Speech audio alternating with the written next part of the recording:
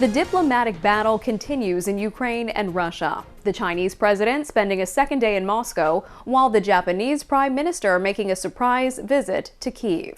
Mike Tobin has more from Kyiv, Ukraine. There are now dueling summits happening on both sides of the Ukraine conflict as Asia's regional powers reach out to exert more influence. In Moscow, Chinese President Xi is spending a second day in talks with his Russian counterpart.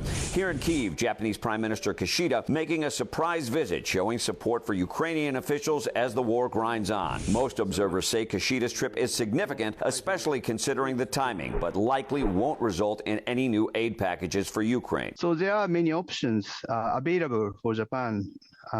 But discussion about the direct military equipment support is low, I think.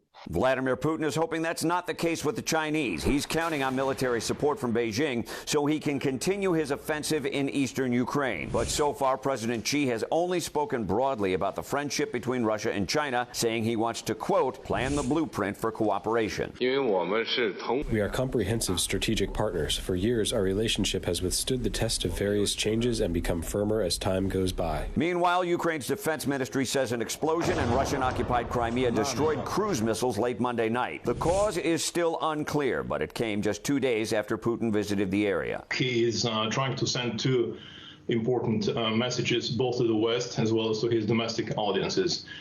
To the West, the message is one of defiance, and also to his people, he's showing that he's in control. Xi is expected to wrap up his visit to Moscow tomorrow. It's not clear how long Kishida will stay in Ukraine. In Kyiv, Mike Tobin, Fox News.